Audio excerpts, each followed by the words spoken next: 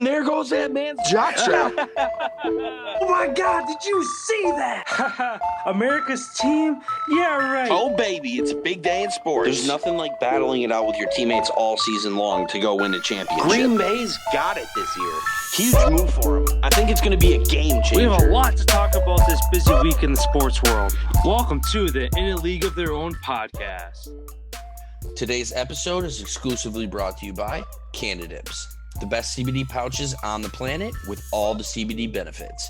Core flavors are natural mint, fresh wintergreen, tangy citrus, my personal favorite, tropical mango, and American spice. To save 15% off your order, use code League of Their Own 15 at checkout.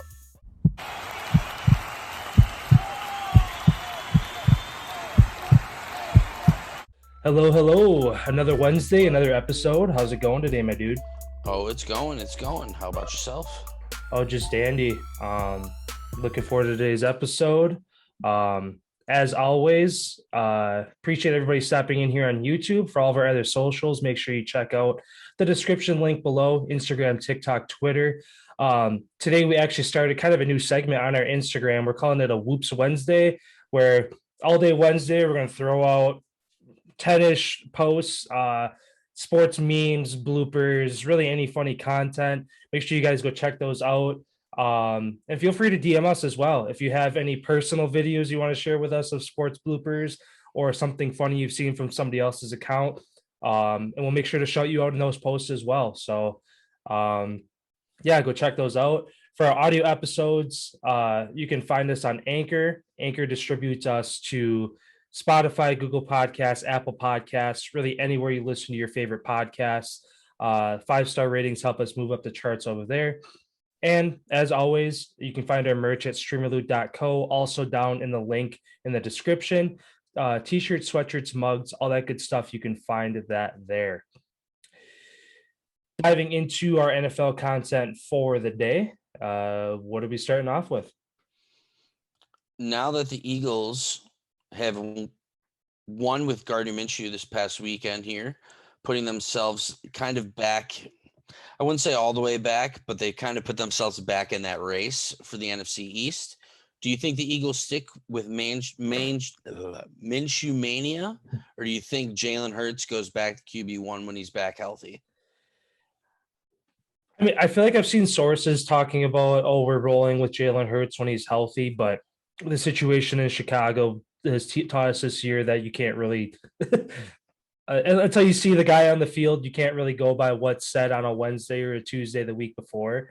I mean, Gardner Minshew stepped in and did a great job. I mean, against the Jets, not really a tough team to go against, but at the same time, they've had their share of upsets and a couple wins this year. So they're not a complete team to write off, but anytime you can step in as a backup and do what he did, get a dominant win. I mean, it's hard to not keep him in the conversation to keeping him at QB1.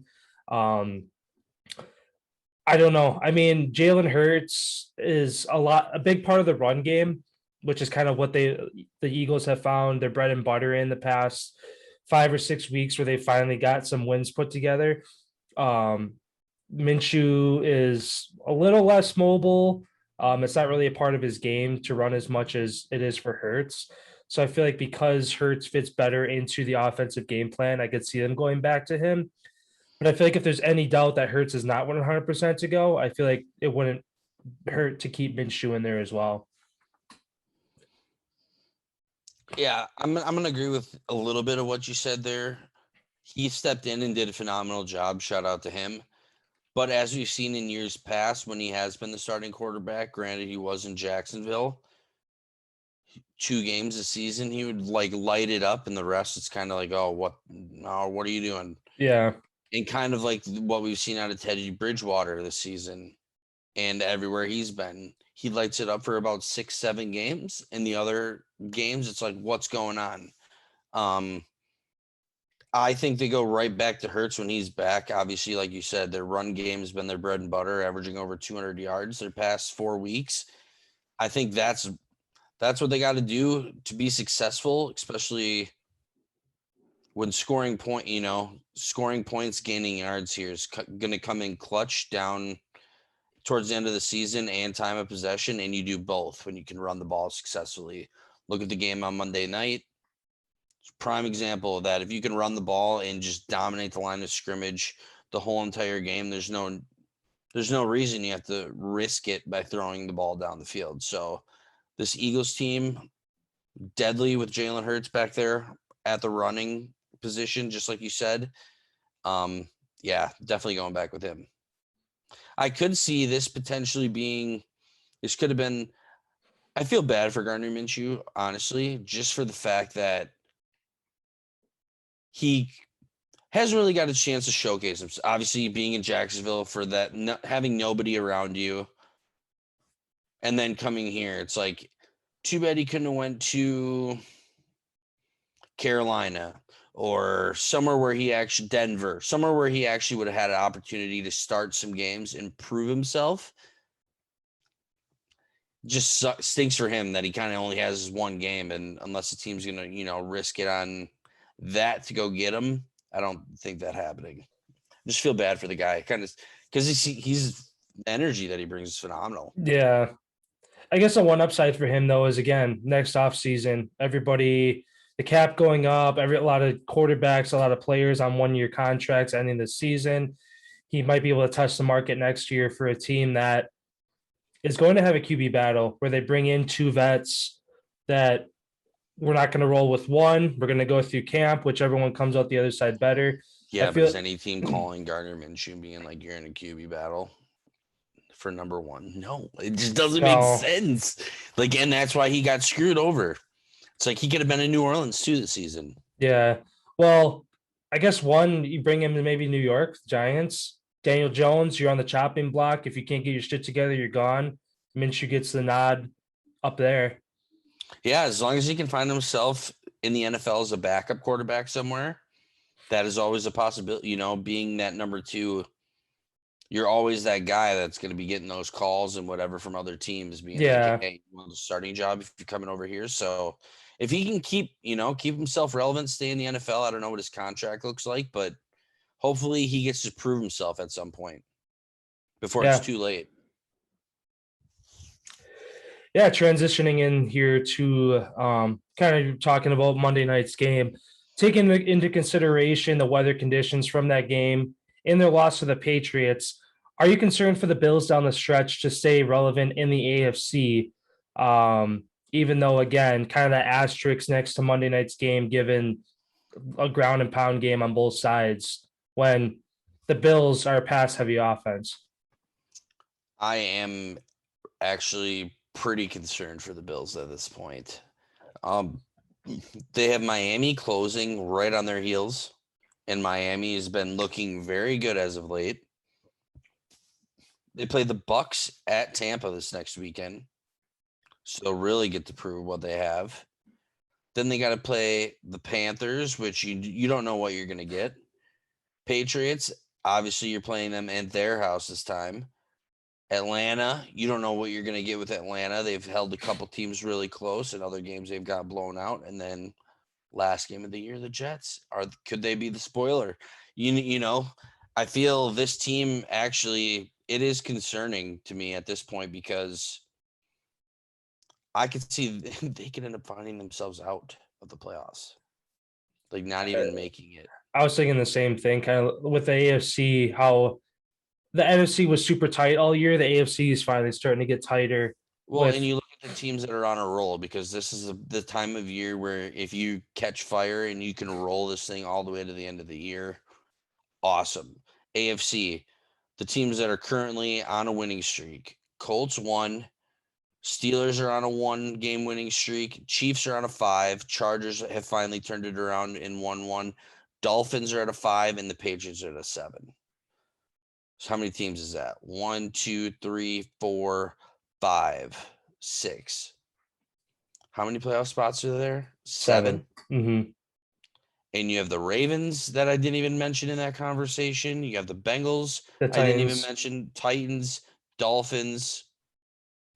Like, you lose one more and you're really asking for it. I feel like at this point, especially with how good the Dolphins have looked, they kind of Tua is their guy. Mm-hmm. Like he solidified that, just like we talked about on Monday with him going full circle back around. He's their guy. They're all in on him, and he's continuing to win games. And that defense is continuing to step up and play really good defense. Yeah, Bills team's in trouble. For the Dolphins too, on their streak, they started the year 1-7. No 1-7 team in NFL history has ever made the playoffs. So if they're able to run the who's that one table, team that they beat? The Patriots. yeah, I saw a thing. Every NFL team in some way or another has beaten each other this season. yeah, It started full with the circle. Lions, and yep. Yeah, with the Lions getting a win, it's like they Now beat it this team, came this team full beat this circle. team. Yeah. Yep. Yeah, which I feel like doesn't happen very often, to where every team in one way or another, because I like in that circle, it's like, oh, the Lions are the best team in the NFL. They beat Minnesota. Minnesota beat this team.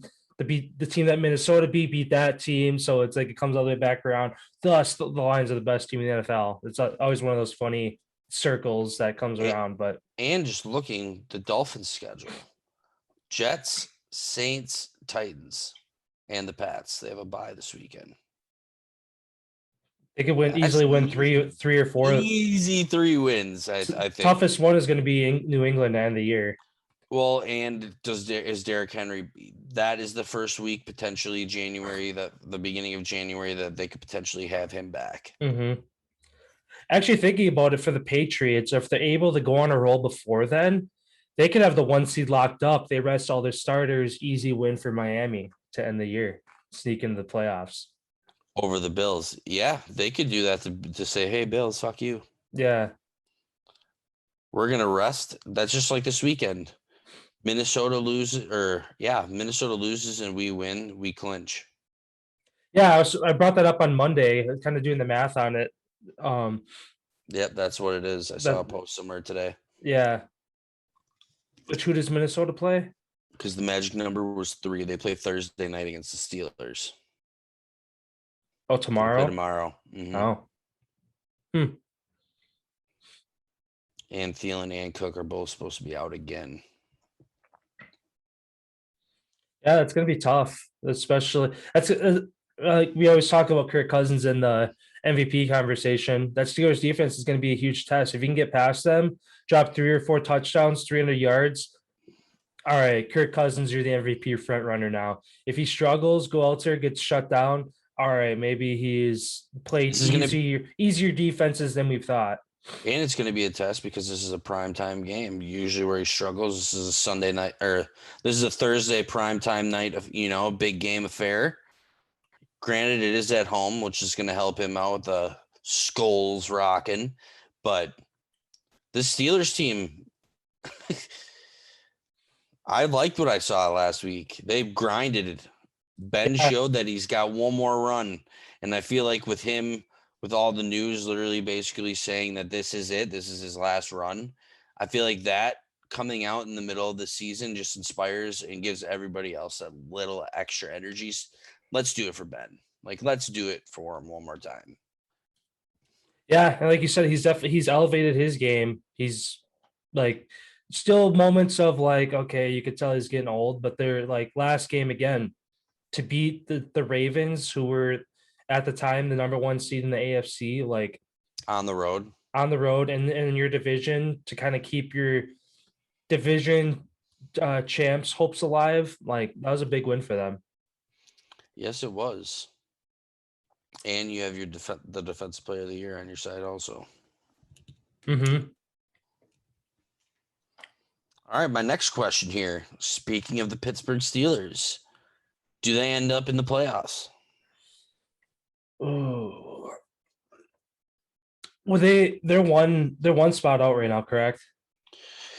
Currently, Pats are 1, Chiefs are 2, Ravens are 3, Titans are 4, Colts are 5, and then Bills, Chargers, Bengals, Bills, Chargers, Bengals would all be tied for that last spot. Steelers remain one game below that, just for the fact that they do have the tie. They're 6-5-1, and Cincinnati is 7-5. Let me pull it So up that here tie, quick as far that as tie could end up fucking them over, but also could end up helping them out. It's weird. yeah. If they both keep winning, it fucks them. If they both lose, it helps them. So I have it pulled up here actually. It breaks down all the tiebreakers and stuff like that right now. Pittsburgh is the eighth team, so they are the first team out.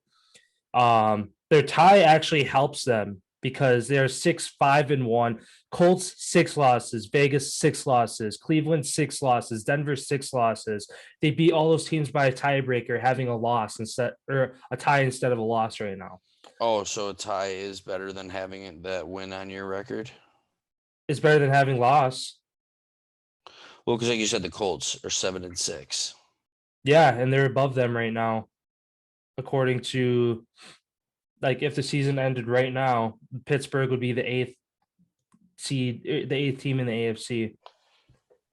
Which so in they value a tie more than a win and a loss.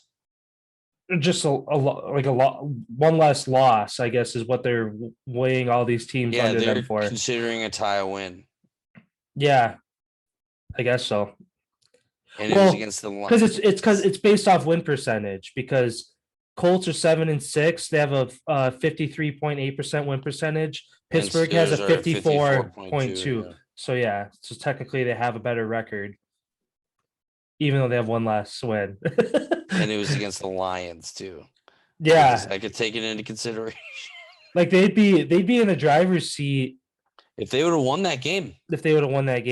Yeah, they would be 7-5 and tied with Chargers, Cincinnati, and Buffalo, and 2 games out of the 1 seed and 1 game out of the division. Yep. But do you think they get in? I think that they do. Kind of looking at and their remaining schedule is I said, they play the Vikings on Thursday. They host the Titans, at the Chiefs, host the Browns. Just kidding. They were home against the Ravens. They finish at Baltimore, January 9th. Yeah, I think they have a really good chance to win tomorrow. Again, knocking out the Viking. They're going to be a couple key guys. Their defense is, I feel like, going to give Kirk Cousins his best look this season. And then hosting the Titans this will be a moment like Rodgers had without the top 3 wide receivers against Arizona. Yeah. If Kirk Cousins can win against the Steelers. Yeah, exactly. But I almost think even a little bit greater because their defense is fucked. Mm-hmm. Yeah, I think that they somehow sneak in. I mean, they're all tough games. Like Titans ahead of them in the AFC, Chiefs ahead of them in the AFC, Browns just like a half a notch behind them, and then and then Baltimore. In their last 5 games, I mean, realistically, they could win 3 of them. The Vikings, Titans, Browns are kind of the 3 I'm looking at. Would be the but is that going to be enough? Wins. I mean, yeah, because if they beat the Browns, they're out of the equation. So if they only get 3, that's 4 losses still, right? There's 6 games left, right? 5 games. 5 games left. So they would finish 9-5-1. 9-7. 9-7-1. So the Colts don't lose a game the rest of the year. They're still at 6 losses. That's what they could easily go all the way to the bottom behind the Dolphins. If any of these teams get 8 losses, the Steelers are going to be ahead of them with that tie. Because again, that tie is better than having 7 losses, and a tie is better than 8 losses. So right, but it'll all even itself out though at the end of the year. Yeah.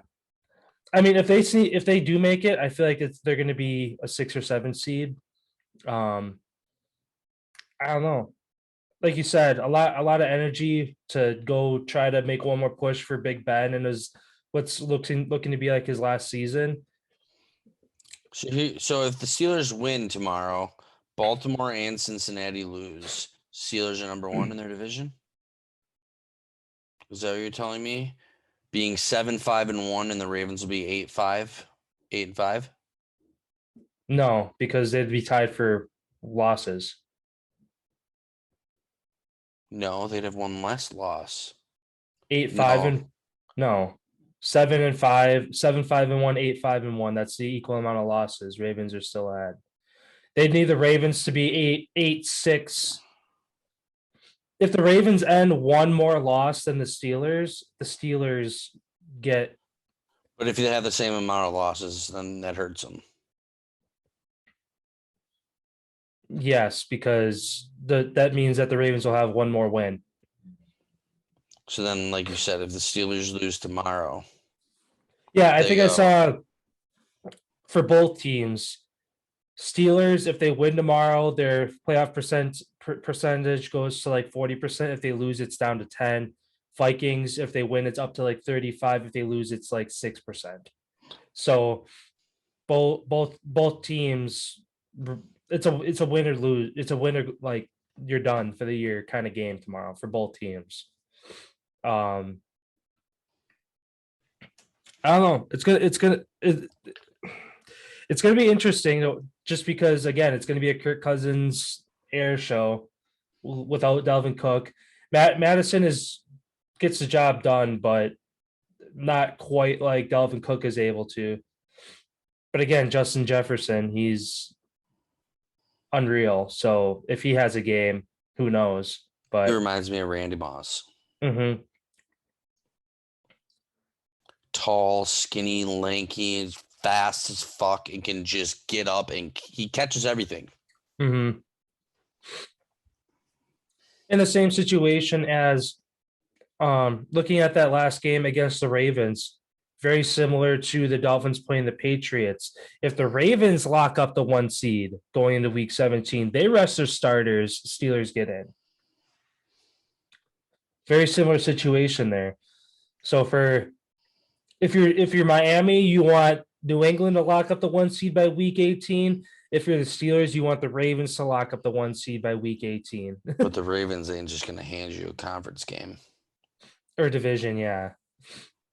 But neither the Patriots. I mean, they're not going to hand them a game, but Steelers are going to put their best guys on the field. The Ravens are putting their second and third string guys out there. Doesn't mean that they're going to lose that game, but it tilts. Well, the Patriots will never do that. Have they done it in the past, though? They're no mercy. They're a no mercy type of team. Yeah. I don't know. Especially against the Dolphins, who are fighting to get even in the playoffs. Like, you never want your divisional opponent in the playoffs. No. So they're both going to try to end that and hope that it's, the Chargers and the Raiders or something. Yeah, I don't know. Yeah. I guess, again, answer the question as far as if they're going to make it again. They're going to be a 7 seed or barely out. It's kind of where they are right now. They're the 8th seed and half a game out technically with their loss. So are they going to make it or not? Yeah, I'll say they're going to be the 7 seed. My next question. Yeah, I just wanted to know your opinion on that. All right. My next question for you here, sticking with the AFC, the Jaguars, again, having the dumpster fire season they are, should they consider moving on from Urban Meyer or Trevor Lawrence or both this offseason? No, I think you got to give them both time. Obviously, this is their both first year together there. I feel like one thing that they could do, let everybody who doesn't want to be there go. Like, don't hold people captive in a situation where they don't. You're just destroying everything for all the people who actually do. So, like, they should have a reboot, kind of like the Texans and the Jets almost should have, is where Giants even could be in that conversation. Falcons could be in this. If you don't want to be here, go. Doors right there. We'll find guys that want to be here. And that's one way where you can instantly change your culture of your team over an off season by doing something like that. I just feel like it's a little bit too early. If they both struggle, let's say this next year, if they both, Trevor continues to throw all the picks that he's throwing, they're not winning the games like they're supposed to. If they find themselves, I say they give them both 3 years, like 3 years, like this year included. So 2 more after this one, I feel like is kind of their timer, their ticking clock. Otherwise, it's just too early. He just came in. They wanted him to go there. They now, because he thought that their facility sucked. So he wants all their shit to be like top of the end stuff. So they spent a lot of money. Their owner spent a lot of money like rebuilding this whole thing. I don't think they're just going to ask the guy that they're literally just wrote a blank check pretty much for. Got to give him some time. Yeah. I mean, the only thing they're taking into consideration is any college football vacancies that want to bring Urban Meyer back to college football. And I know when he was asked about Notre Dame, which they've ended up filling their position. And that guy looks like he's going to be there for a while. Yeah. So that takes that off the table. His like one destination where if he got that call, he probably would be on a plane heading there already. I mean, a lot of the big vacancies in the Power Five are already filled, but I mean, a paycheck, like more figures on a paycheck is more figures on a paycheck, and we don't know what Urban Meyer is thinking. To us, he like in the press conferences, he seems like he's loyal. He's sticking in Jacksonville, but you add a couple more zeros at the end of your paycheck, you could throw all that out the window based on the mindset of the guy. You never know. Oh, there's a price for everything, like people always say. So, I mean, I agree with you. I think it's a little early. I mean, there's you see everywhere of, oh, he is a go. Trevor Lawrence isn't a guy. Things like that. I mean, out of the gate, that looks like the case. But again, you got to give him at least 2 seasons, like you said, maybe 3 to kind of mesh. And if by that point it's still not going well, then maybe look elsewhere. And like you said too, a big part of it is there's a door. If you want to be a part of this rebuild, like you're like go, because they'd rather have somebody who's maybe a little less talent but going to give 100% on the field than somebody who's talented and just going through the motions on the field and don't really want to be there. Yeah, we'll kind of see what happens this offseason. If they decide to make moves even below Urban Meyer, maybe some other coaching changes, offensive, defensive coordinator, things like that. We can see those kind of moves. Yeah, like I said, he should open that up to the whole staff if you don't want to be here. Yeah. Wolf, I'm going to correct the shit, I'm going to bring in who I want, kind of make it like a college style type of atmosphere, the recruiting type of thing. And if that's what he wants, make fucking Jacksonville that same spot. Leave the door open for people who want to come. All right, come on, give it a whirl, Urban. Just stay away from the chop house. And my last question for you here, with basically the first 4 teams set in the NFC here coming for the playoffs, do you think that Dallas would, if the all roads are ending for them to play Los Angeles first game of the playoffs, do you think they end up making it past Los Angeles, hosting them at Jerry World? If they play the Rams, I think that they have a good chance to win. If they play any other team, either just because the Rams look discombobulated right now, obviously we'll see if they can figure things out. If they end up running the table and finishing the year without losing a game, then I'd be concerned for Dallas. But with how wishy-washy they look right now, if I'm Dallas, I want the Rams right now. I want to play the Rams because any teams below that, like Washington trying to sneak in, if Minnesota turns things around. Yeah, but they would have the to 40 games to get 49ers, the Dallas Rams. Oh, if to get Dallas out of either coughs up their first spot, which obviously they're hoping not to. Los Angeles would have to lose 3 games remaining on their schedule to drop out of that 4th spot. Which they do play the Cardinals. That could be one. Seahawks, are they back? Is Russ back? Vikings, Ravens, Niners. So That Niner again, easily 3 losses in there, yeah. potentially. And the Niners, if But they run that's the table none of these too, other teams losing any games. That's banking on Washington not losing one more. which they play Dallas twice. Panthers, Falcons, and Saints all not losing one more game, as well as the Vikings.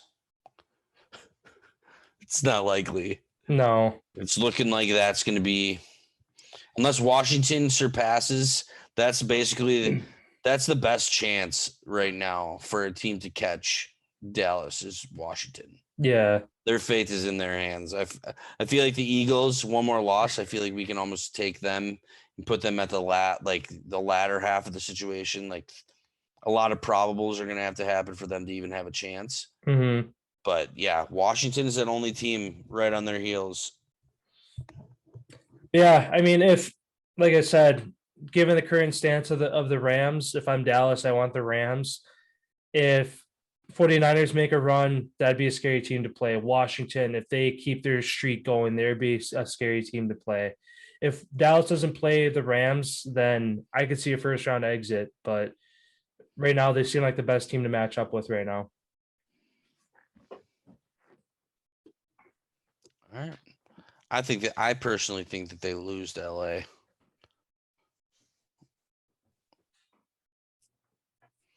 Just for the fact we've never seen Dak Prescott play at a big time game. Have they been in the playoffs? Yeah. Have they won? Divisional round against Green Bay, 16 or 17. And lost, right? 18. Yeah, that was the game-ending field goal by Crosby. The down the sidelines catch to throw to Jared Cook. Yeah, that's right. I think that was their last. Was that? I think that might have been their last playoff appearance. Honestly. So, Dak's 0-1. If he was the quarterback at that time, He was, yeah. So 0-1. You're facing Matt Stafford. Don't know what you're gonna get. But Never played a playoff game. But we do know he can when the lights are on him, he steps up. Like he plays big on those big time lights, he plays big. It's the games that are at noon against someone else from whatever that he usually, it's like, what the fuck? But he's never had a team. And I feel like this team, this offense, obviously with Odell being there now, this is going to be the 3rd week. I feel like, I don't know. The way that they looked their last game, they looked better. I'm not going to say that they're back, but they looked better. Yeah. And I'd almost say the opposite for Stafford and the Lights. Titans Sunday night game destroyed through a pick 6. Yeah. 49ers primetime game. His fault though. What was time of possession? How many times did he have the ball? Because Derrick Henry probably ran it down his throat the whole game. I think Henry was out. Wasn't he hurt at that point? No, that was early in the season. That was before. Derek Foreman led the Titans with 29 yards rushing in that game.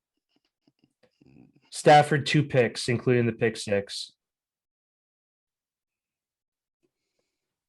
Week after that, 49ers, another primetime game, destroyed 31-10.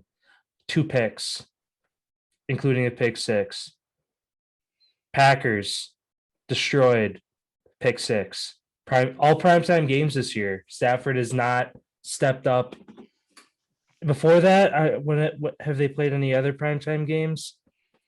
Cardinals, Rams, was that Rams, Seahawks, Thursday Night Football. I think that's their only primetime win this year on the road. And that was the game Russ went out with his injury. Yeah, see, when I was talking about that, I wasn't really talking about this year because this is his first year with the Los Angeles Rams. I was talking about, like, if we go back to what we've seen of him over his career. Like not just a small little sample size of a few. Yeah, games. but playing for the Lions, I'm taking his career. It's I not. don't know, man. I think he's a good quarterback, and Well, yeah, I think he is too. I mean, he's been dealing with he a was my chronic back. preseason. He's been, how how tough of a son of a bitch he is. He's been dealing with like a chronic back issue. Who knows if he just pushed the limits too far and he's like literally can't, but he's trying to. You know what I mean? Mhm. I just feel like at that point, if it's a do or die, money on the line, I'm rolling with the Rams over the Cowboys. I mean, this week is going to be on the road at the Cardinals, Monday Night Football, prime time. If they want to get back in the race for the NFC West for the division, they got to win that one. They're too far back, I think. They're only 2 games back, 5 games to go. Yeah, but only 2. Cardinals play the Lions, Seahawks. They got a couple. Oh, Cardinals play the Cowboys. Yeah. So that'd be a good dictation of kind of how it's going to go. And they play Seattle to end the year, who could be trying to play spoiler to, if they know, hey, we beat the Cardinals, they get knocked off the 1 seed. Yeah, absolutely. That was my last question. All right. And my last question for you here for the NFL, who is the NFL coach of the year at this point in your eyes?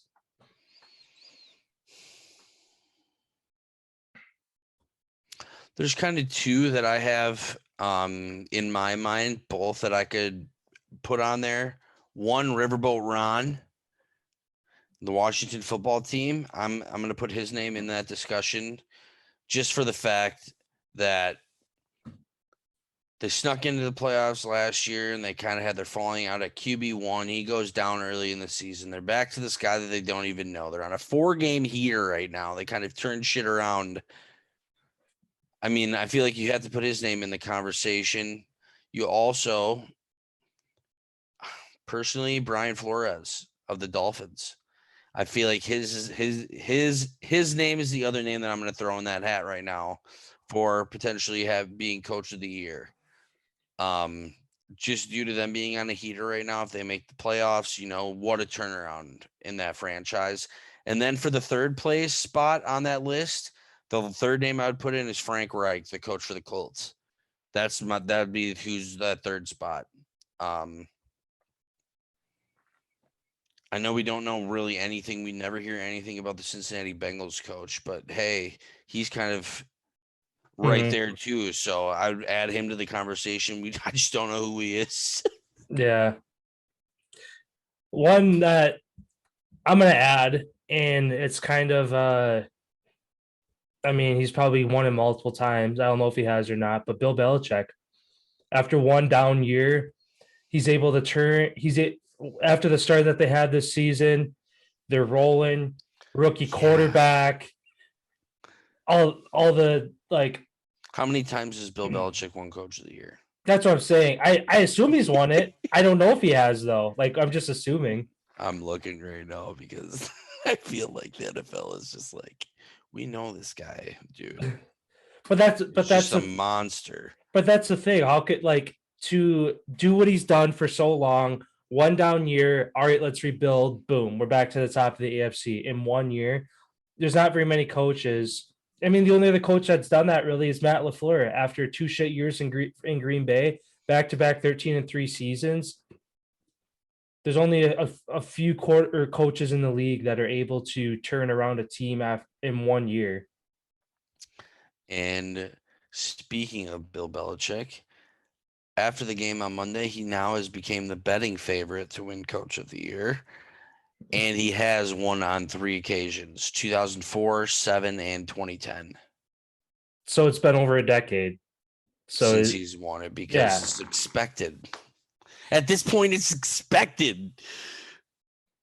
Last year was just a false year, and everybody knew. Like all the true New England Patriots fans knew. Once they got Mac Jones, we're back, baby. We're fucking back. It's like Tom never left. Yeah, that's what I'm saying. And a lot of that has to do, again, with the top. But he's the defensive coach. He's a defensive guy.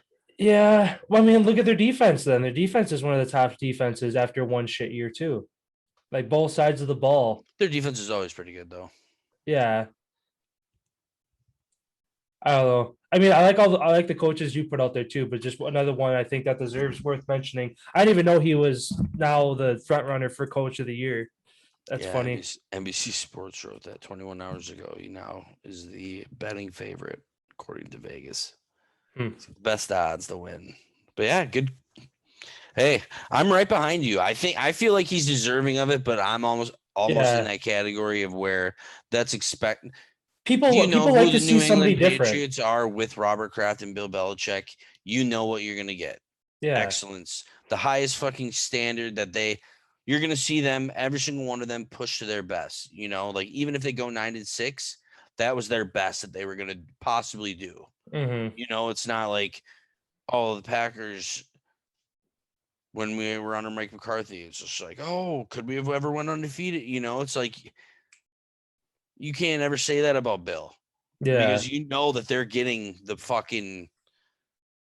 best. And I feel like because that's expected, every single person who goes there knows that for them, obviously for him to turn that around, spending the 185 million or whatever it was on that one day that literally changed his whole team. Whoever's decision, if that was Bill's, give it to him. Like if that was his decision, give it to him. Because then he deserves it. Unlike to Tom Brady, he's in the MVP conversation every single year, but he hasn't won it every single year because people like to see different names. People like to see other names thrown into the hat. Same thing for Bill Belichick. He could be coach of the year every single year, but people like to see different names in there. But ultimately, when it comes down to it, it's like, all right, we can't actually put anybody ahead of him. He is the best quarterback, best coach, whoever it might be. But yeah, sounds good then. Move on here for a little bit of college football talk then. On Monday, we broke down the final rankings and what the two semifinal games are looking like. Um, as far as some other games to kind of highlight, I had it pulled up here. A couple good matchups. Kind of starting with the New Year's Six bowl games. Michigan State versus Pittsburgh, Notre Dame versus Oklahoma State, Ohio State versus Utah in the Rose Bowl, and the Sugar Bowl, Baylor versus Ole Miss. I guess, I mean, well, I guess we'll start with the Rose Bowl, Ohio State, Utah. Do you think? I always thought that the winner of the Big Ten championship and the winner of the Pac-12, which Utah is the winner of the Pac-12, Michigan won, Iowa lost. So I always thought it was the loser is then represents that conference in that bowl game. So I'm trying to figure out why Ohio State's ahead of Iowa then. Is it because they're ranked higher? Because it says Ohio State's ranked 6. So is that why they put them That's higher? why. Mm-hmm. Okay. Which, I mean, it's fine. I mean, I think Ohio State They just take the next best Big Ten team. Yeah. Yeah, which I think Ohio State Utah would be a better game than Iowa Utah anyway. But I don't know, who do you like in that one? Just to kind of, we have to throw a score just because we're still a couple weeks out, but just to kind of, I guess, a brief preview of some of these games. Which way are you kind of leaning? Utah. I feel like a lot of Ohio State's guys aren't going to play. Yeah, like with the receiving core, aren't they all seniors? So they're gonna have like no receivers. Olave is the only senior. Oh, okay. Well, One was a freshman and one was a sophomore, I believe, or sophomore. Yeah, because there's Olave, Wilson, and Ajigba. Yeah. Which, I mean, they're underclassmen, but I haven't seen it if they declared for the draft at all. Which they could. Only person that I saw was Thibodeau. Yeah, that's true. That is the only name I've seen declare so far. Yeah, I don't know. I mean, I've kind of written off Utah all year in the Pac-12, and they end up being the best team out of there, being Oregon twice. Because their defense is unbelievable. Yeah. They're the only team with defense in the Pac-12 this season. Which is going to be because Ohio State, top 3, top 5 offense this season in all of football. Utah, one of the top defenses. It's going to be a fun game. I don't know. I'm kind of leaning towards Ohio State, just being a more offensive than defensive guy. If their guy's playing, CJ Stroud plays Ohio State. Well, Stroud's a freshman. Why wouldn't he play? Doesn't want to get hurt. It's a bowl game, dude. But it's a Rose Bowl. How many times do you get to play in a row? How many times do you get to play in a Rose Bowl? How many times is Ohio State going to play in the Rose Bowl? Every single year, unless you're in the college football playoff. Let's be real. I guess, but he could also tear his ACL first game of the season next year and never play another snap of football. And he's like, oh, I missed my chance to ever play in a big game in my career. I don't know. There's just so many people who skip these bowl games. Whether they're senior going to the draft or not, there's a lot of people that just don't like doing them because of that reason. Yeah. Yeah, I guess, again, we'll see. It's on Christmas. If Ohio State's got all their guys, Ohio State. But if not, then I'm taking Utah on their defense. Yeah, I guess I'm in the same boat then. If Ohio State keeps it, still has most of the guys, I like Ohio State. But if all of them are going to be gone, then yeah, Utah is going to shut down whoever they put on the field. Another game, kind of a high-flying offense versus a good defense. Ole Miss Baylor, Sugar Bowl. What do you like for that one? Baylor. Picked him to win the Big Pac or Big 12. I picked him to I picked him to win the Big 12, and I'm going to pick him to win the bowl.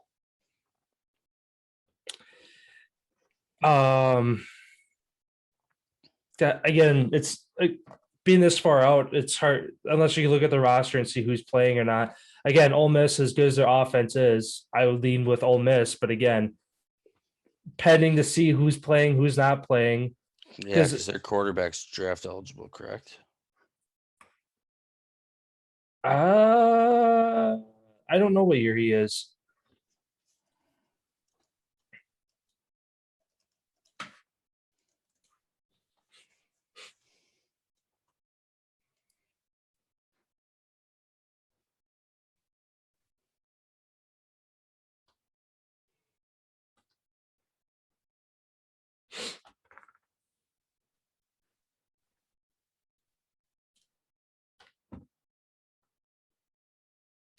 Ole Miss's quarterback, are you looking him up? Yeah.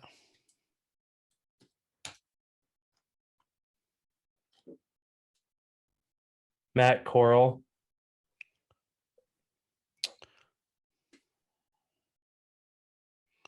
I'm looking to see if he's going to play or not. Oh, yeah. There's an article that ESPN wrote already about the game.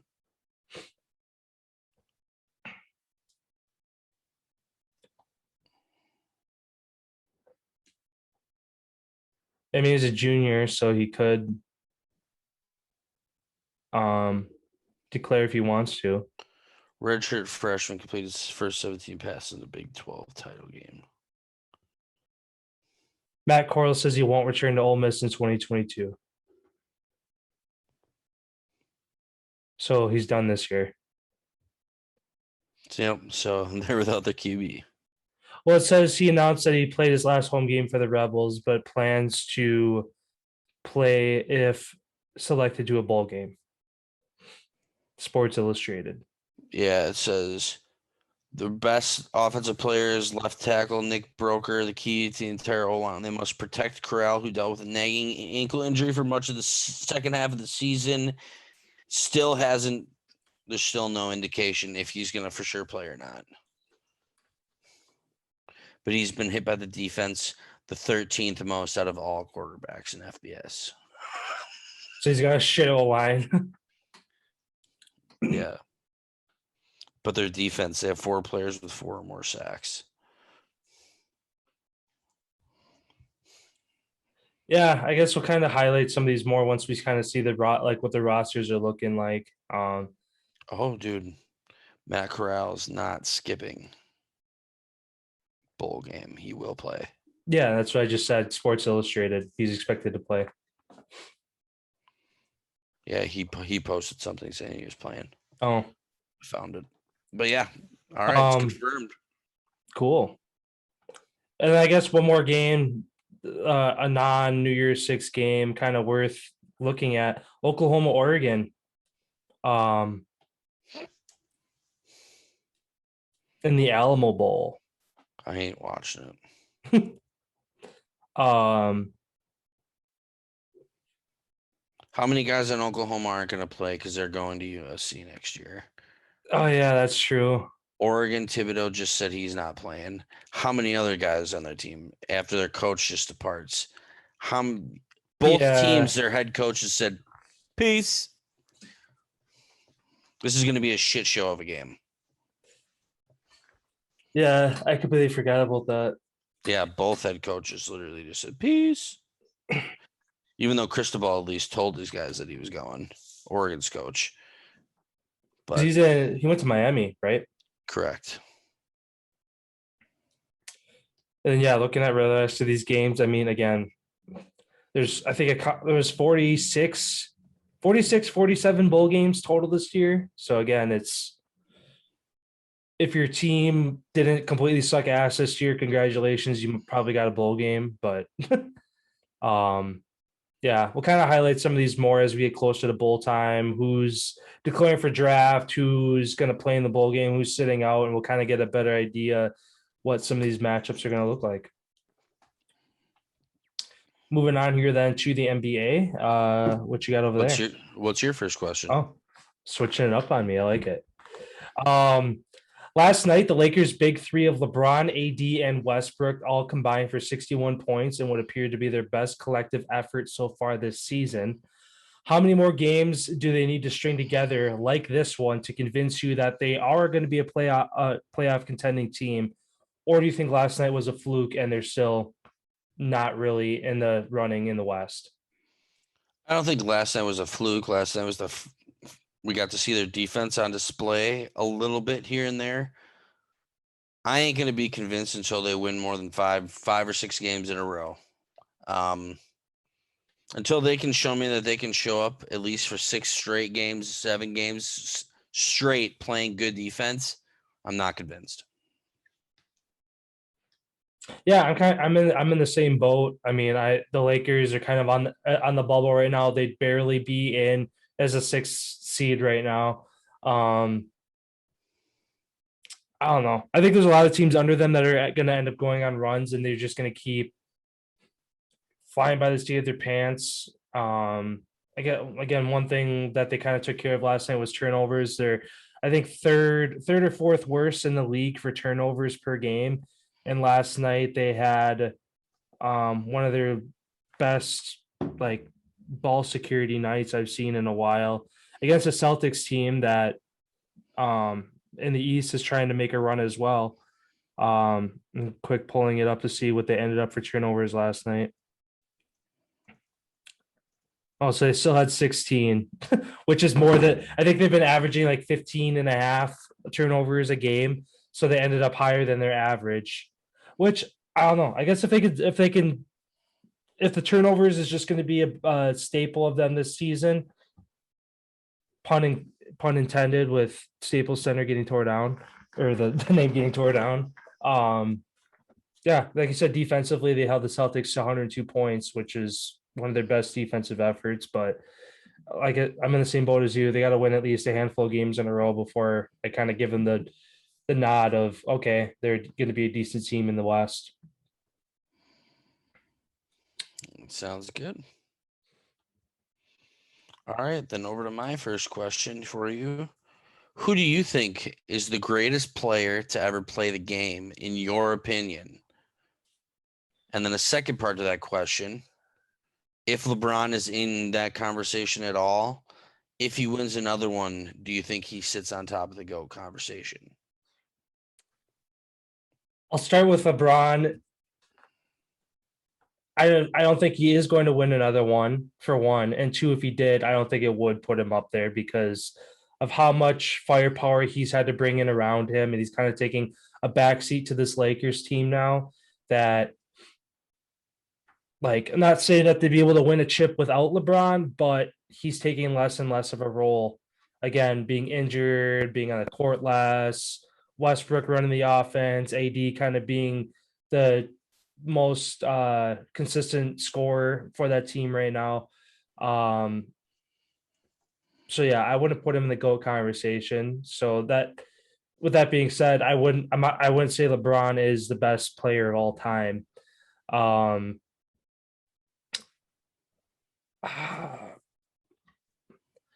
have to say it's between. I mean, there's some, like, a lot of people have a top 10 greatest of all time players list, and all of them you could make a case to be number one. So I'll give three names that are all kind of 1A, 1B, 1C, and that's MJ, Wilt, and or MJ, Magic, and then KD and Kobe kind of tied for three. I don't know. Again, it's there when you have this many positions, they all have done so many great things for their position, for their team in their own different ways. It all depends what kind of weight you put on each player. If it's solely based on championships, obviously that shakes up people's list.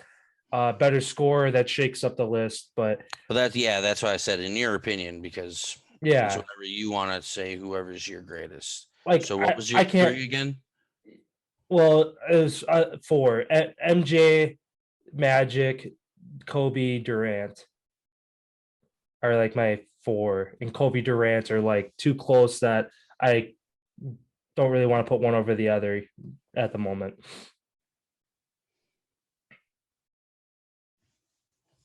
Sounds good. What's yours? I'm just curious.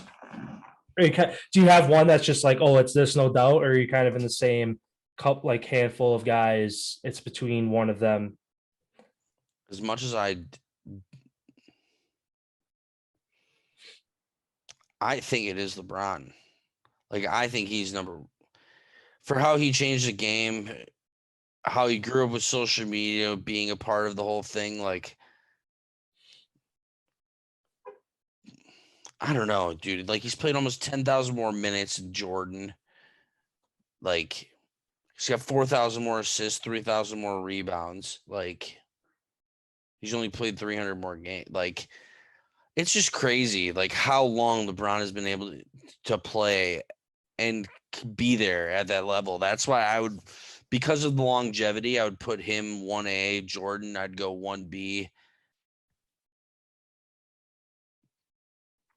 And my personal favorite, a person who I think changed the game, I would put Shaquille O'Neal at third. Like, he'd be one. Fuck it. Shaq's number one, dude. Shaq's number one to me. He's the greatest player. He was so fucking dominant, dude. I'd put Shaq, LeBron, Jordan. Then I'd put AI. Then I'd put probably KD right below that. Again, these are all names that, like, somebody somewhere has them all at number one. You know what I mean? Oh yeah, absolutely. Like, absolutely. But yeah, just for impact on the game and what he's done, I'd say Shaq definitely, though. Sounds good. Mm-hmm. Moving on to my next question for you here then. With the Trailblazers firing their GM and McCollum being out indefinitely with a rib injury and a collapsed lung, could we see Dame Lillard make a move elsewhere before a total collapse in Portland? Preseason, it wasn't up until like a couple weeks before this, like, season started that he was like, I'm staying in Portland, to where that kind of the door was open for a team to get him.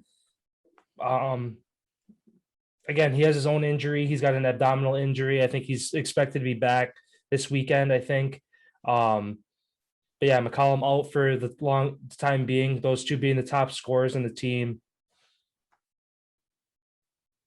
I guess answer two ways. Do you expect him to be moved, and would you move him or want to be moved if you were him? One, if I were him, for what he already has, probably in Portland because he's lived there and been there his whole career. One, I would not want to leave. Two, for his sake, I feel like they should move him. He is a great player. Don't let him waste his career being stuck here.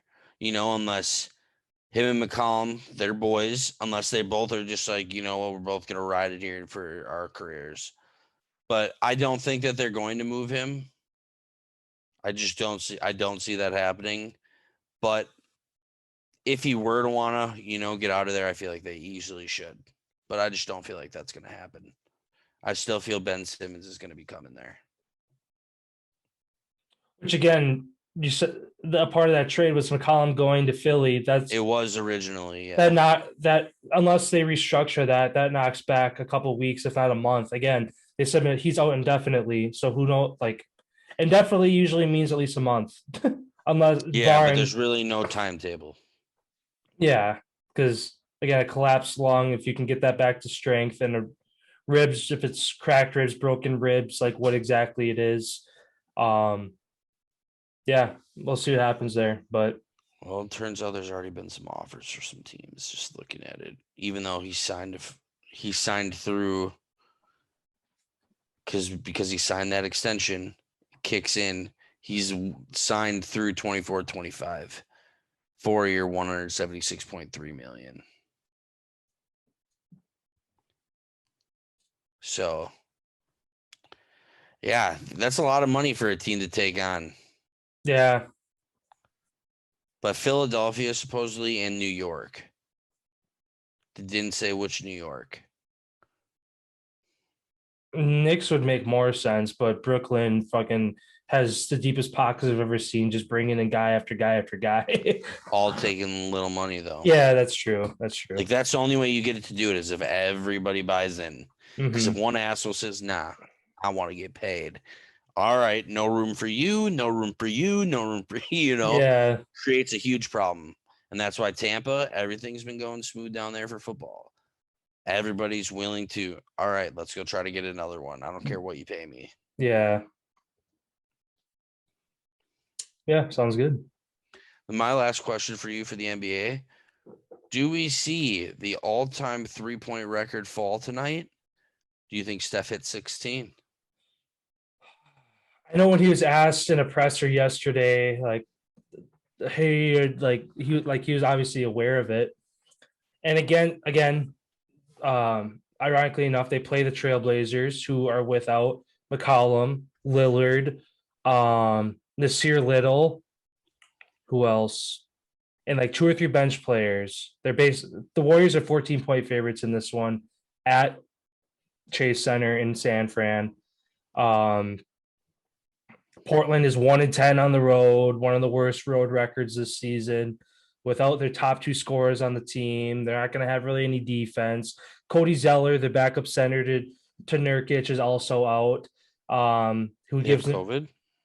Who? Did they have COVID or are they all just hurt? They're all just hurt. Nobody. I don't think anybody on the injury list has COVID. They're all. I was like, damn, that's a lot of people for a basketball team. Ankles, hamstrings, abdominal, knees. They're missing a lot of guys.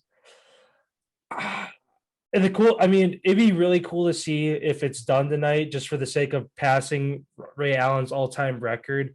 And on top of it, he'd be beating Clay's single game 3-point record to do both of them in one night. Like, not even All-Star break, wrap it up. Steph, you're unanimous MVP for the second time in your career. I think it'd be cool to see. I don't think it's going to happen, though. I think he will get in excess of 10, just because I think he's gonna try. But I feel like it's gonna come late third quarter, early fourth. They could be up 20, 30, 40 points. Who knows? And they want to keep him healthy, so the bench comes in, and he's going to. Is their next game at home as well? I want to say it is. Let me check here quick. I know they've been on a homestand for a while, so either. I was going to say, if it is, if their next game is a home game, it's not going to get broken tonight. I want If this is their last home game before a road stand, tonight's going to be the night. He's going to want to do it at home. Tonight is their last home game before a 6-game road trip. He's going to do it tonight if he's going to do, he's going to try as hard as he can. And we're going to be able to tell early in the game if he's on or not. He's going to have He's going to have probably. I'm going to say eight by half to have a chance. I was going to say more like 10.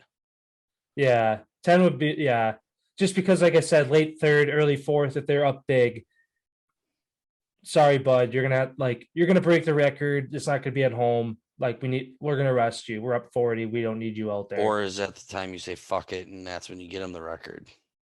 Yeah, I don't know. Like in that situation for somebody at that milestone, I feel like everybody on the team's like, I don't care He's if we're close. 60, you're fucking shooting threes all everybody knows.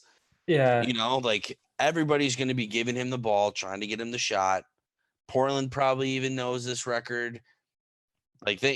They're just a road team that's bound to. They're just stuck in the crosshairs. Sorry. Yeah, it just is what it is. They're in the moment of a crazy moment in somebody's career. I'll give 2 benchmarks tonight.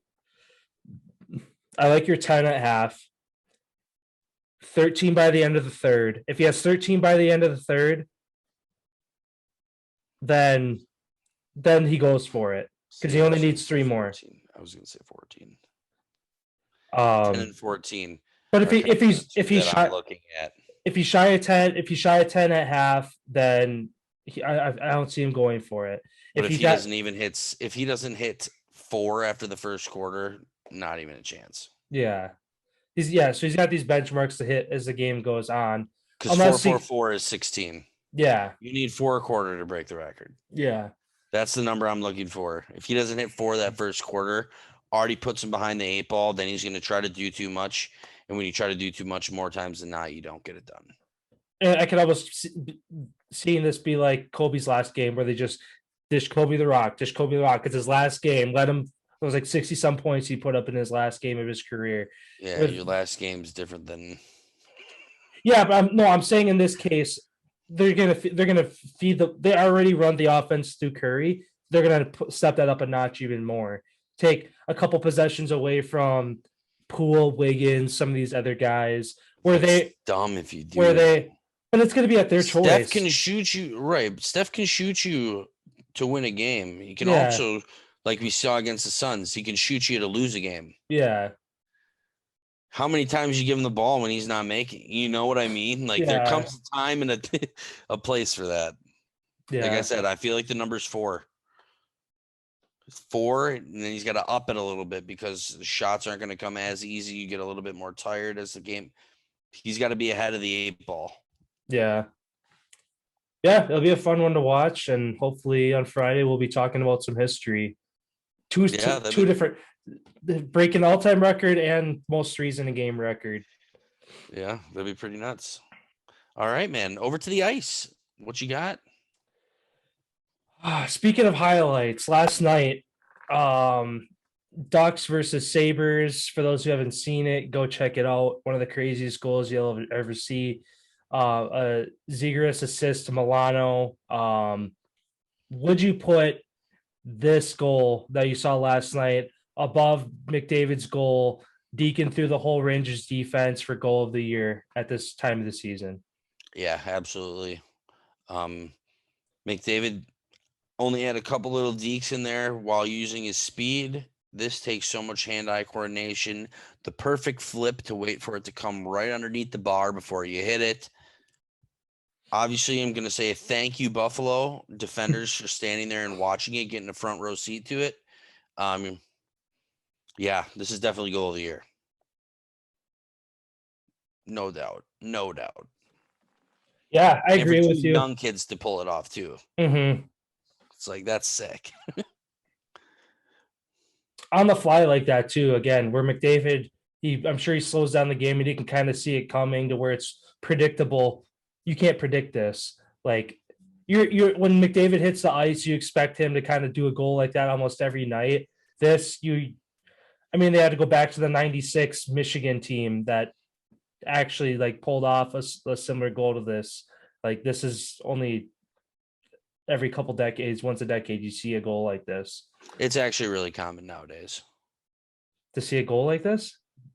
Not the flip part, but actually doing the Michigan. Yeah, that move's used a lot. Oh. Yeah, sounds good. I forget. It was like 2 years. I want to say like 2-3 years ago. It started becoming like, all right, there's a kid behind the net. He's got a little bit of time. What's coming? The Michigan. Like it became a time like where everybody knew that almost somebody was going to try to do it. I forgot what video it went. It was after it happened in the NHL a couple of years ago. Oh, Carolina. Guy in Carolina did it. And then after that, it was like a huge influx of people trying to do it. It's definitely a sick move. But yeah, adding the fucking flip perfectly over like the goalie easily could have turned and just fucking grabbed it. Yeah. Like, what are you doing? But no, what a play. Just what Yeah. a play. All right, my first one. Who do you think individually will have the most points at All-Star break, and how many will they have?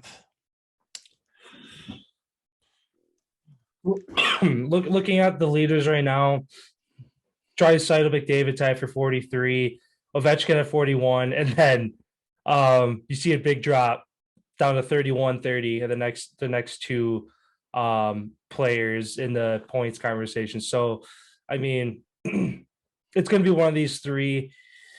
I think it's going to be McDavid just because. And just to give you the date, February 5th is the All-Star break. Is the All-Star break? Mm-hmm. So we have almost 2 months yet. I'm going to say that, yeah, I'm going to say McDavid just because I think he's a little bit of a better scorer. And despite their loss in their last game to the Wild, he did sneak an assist in there for a point to even it up with Draisaitl. I think he's going to pass him up eventually at some point. It's been fun to see them go back and forth, but I see McDavid getting back on a run where he's going to get a point in every game for however many games again. Throw a number out there. I'm going to say 75 points at the All-Star break.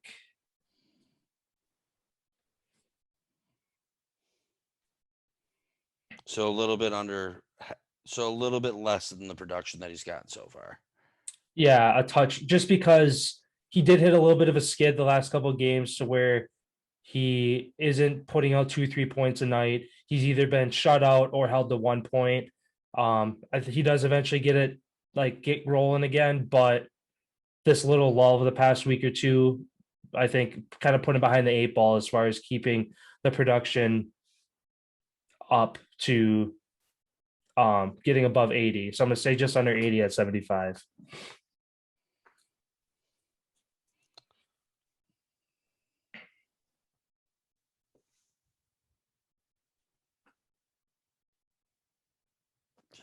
I'm going to go with McDavid as well. You said 75 points. Which is unreal. If he's able to do that, because he's going to be on pace for like what, 150, 160 the end of the year. Yeah, if he hits 70, that's on pace for 140 if you can duplicate second half. But he's already at 43. Like, he's already at 43. Like, that's... Yeah. Fuck it. I'm saying 80. I think he hits 80. Go for 160, McDavid. Let's see it. Yeah, it'd be awesome to see, especially if Draisaitl can be right in that within 10, 20 points of him at the end of the year. I mean, they're neck and neck right now, so who knows if they're going to be within a point or two come the end of the season. But yeah, he's currently on pace. Well, over the course of his career, he's played 430 games and he has 616 points. So it's like 1.5 points a game, roughly. Basically, yeah. Prorated right now, he's on pace for 144 points.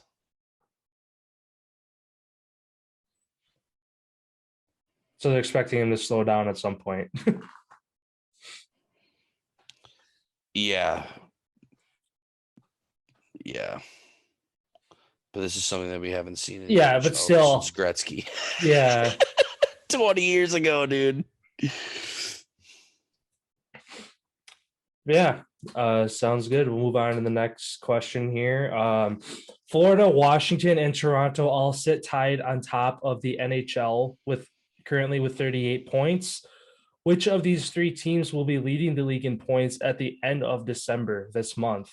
Or do you see a different team making a run aside from these three and leading in points at the end of the month?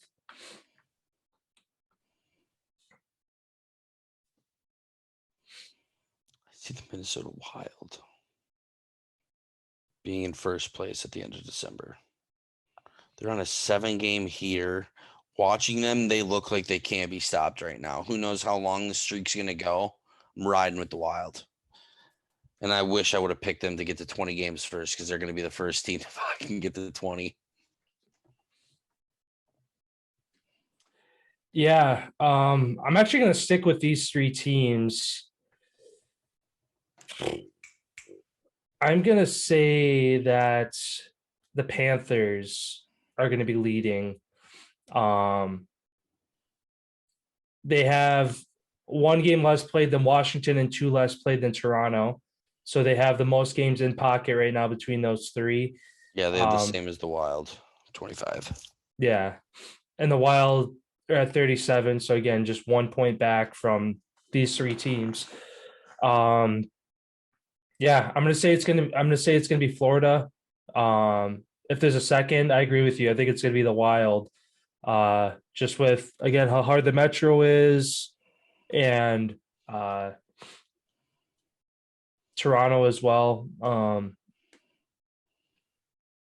mean, they're in the same conference as Florida, so they have some tough teams to go through. And the Lightning, Red Wings, Bruins, all good teams in the top of the Atlantic right now, with the Panthers and Maple Leafs. So, yeah, I'm gonna say it's gonna be Florida, and if it's not Florida, Wild. Sounds good. What team do you think sits in dead last at All-Star break? Ooh. Currently, it's the Oats. Yeah.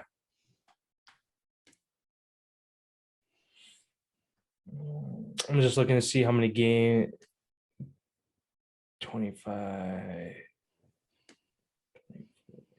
It's the Oats at the bottom, then Senators, Canadiens. I'm gonna say not Senators, Canadiens, just because they have the most games played and they're only 3 points ahead of the Senators, and they're two games ahead of Arizona, so that's potential 4 points to catch them there. Senators at 6 points to catch them, and they're tied. So yeah, I'm gonna say Canadiens are gonna be come All-Star time. But now they're at 15. Yeah, I don't see them being above 40 points come All-Star and being at the bottom. A team that I think is going to fall even faster is the Buffalo Sabres. I feel whole city's invested in their football team. No one gives a fuck about their hockey team. They're done. They're already on a 5-game losing streak. Flyers currently at the longest with 9. Like, fuck. When is it going to end? I guess sticking with your Flyers then for my last question here. Your Flyers, my Kraken, currently sit tied at 20 points. Which team is going to have more points at the end of this month?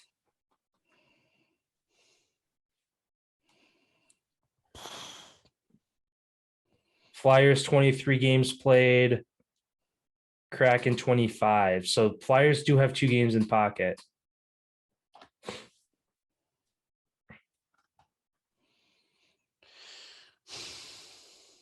I'm gonna say the Flyers, just because I do see the Yotes and the Canadiens and the Senators on the schedule here coming up. So those are 3 nice, easy wins that we should have. And then we finish it December 29th against the Kraken. So, yeah, I'm going to say the Flyers just because I haven't looked at the Krakens, who they play. Unfortunately, I'm going to agree with you. Sorry, Kraken. They got Winnipeg, Columbus, San Jose, the Ducks, Oilers, Toronto. Their next game that is like, okay, that should be an easy win is the Coyotes, December 21st. After that, Flames, Canucks, Flyers, and then Flames to end the year or to end the month. So yeah, I'm gonna say the Flyers as well.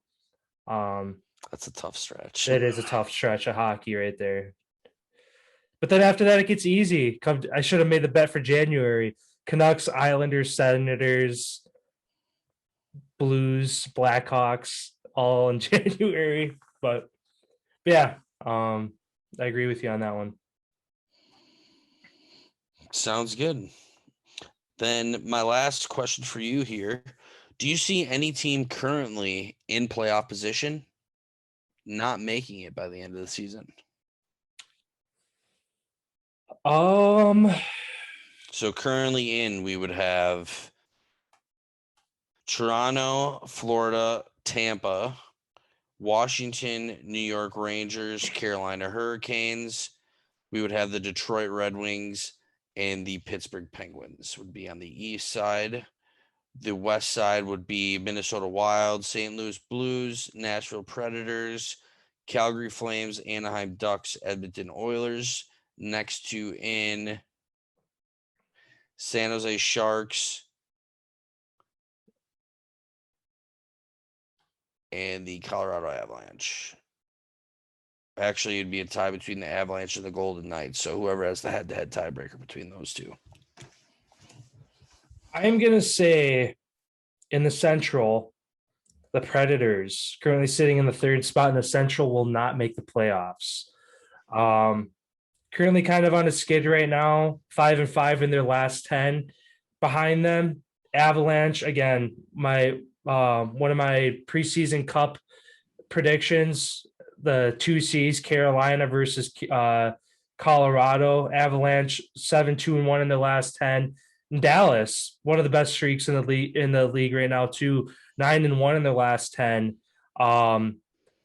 Avalanche, Jets, Stars all sit just 1 point behind the Predators. I think that the Avalanche and Stars leapfrog the Predators and knock them out of a guaranteed spot in the Central.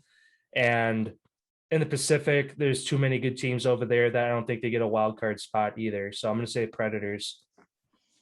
I'm going to agree with you 100% there. Avalanche and Dallas both have 3 games in pocket for them both to be 1 point behind them.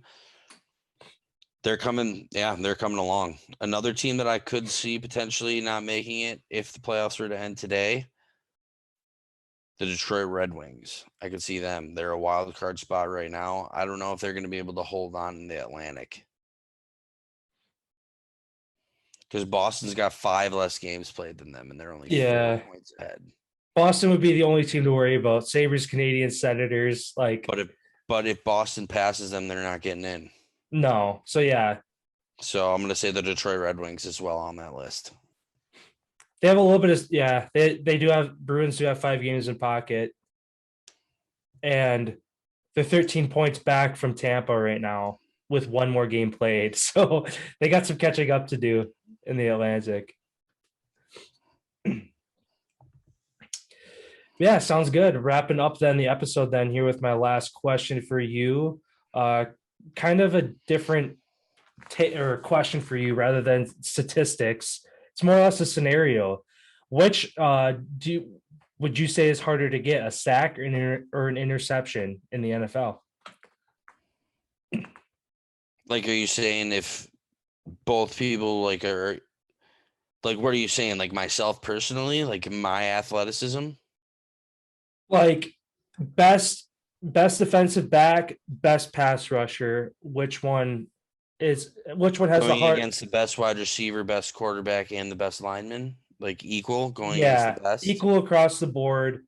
Hardest offensive lineman, hardest quarterback, hardest receiver to cover, best cornerback, best pass rusher, best in every involved. What do I think's easier? Which is harder? Which would be harder to get, a sack or an interception?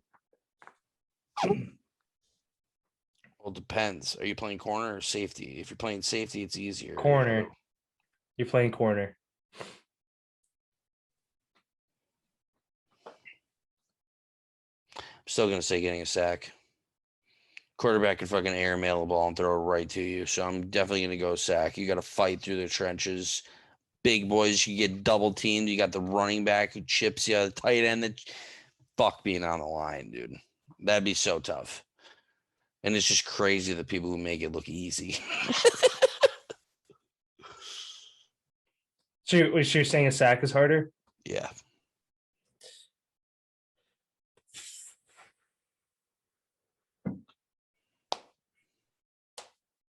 Yeah, I'm gonna agree with you. I was kind of leaning towards interception, just because,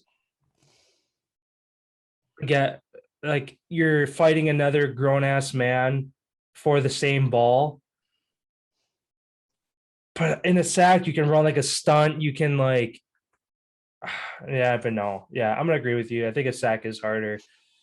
Because again, you have against a really good quarterback like Aaron Rodgers, Tom Brady, you got 2.5 seconds to get to him. Otherwise, you ain't getting to him. Where you're the receiver across from you, he's trying to run a 9 past you. All right, if I can stick with him, I got a chance to intercept it if he throws a bad ball. So yeah, I'll say a sack as well then. And then my question for you here: would you rather hockey fight Ryan Reeves, who's arguably one of the toughest guys in the NHL, or would you rather get sacked by both Aaron Donald and Vita Vea at the same time? I'm taking a fight with Ryan Reeves all day. Just because I know your face could literally be rearranged for the rest of your life. Well, that's the thing. I try to make sure that I'm just out in the first hit, and then it's done. But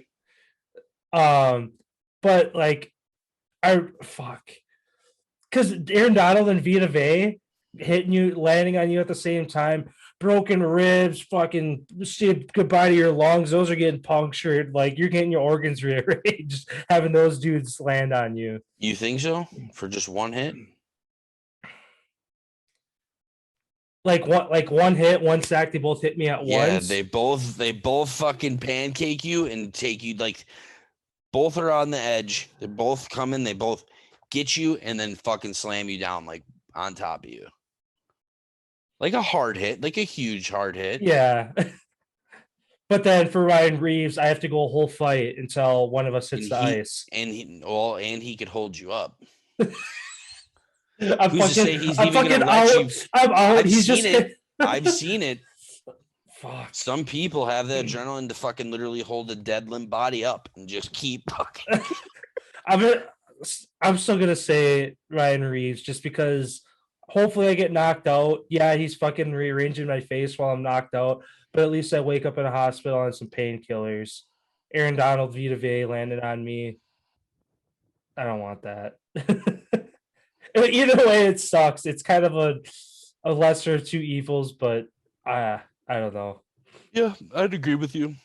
I'd rather get my face rearranged instead of not being able to breathe and potentially your lungs completely collapse. Yeah. I would agree. Even though both are not cool. No, yeah. That's a fun way to end the episode. yeah. It's something different here on Whoops Wednesday. Yeah. But yeah. Thanks, everyone, again, for tuning in. We appreciate all the love and support that we get day in and day out from everyone everywhere. And thanks for tuning in to Whoops Wednesday. We will be back on Friday.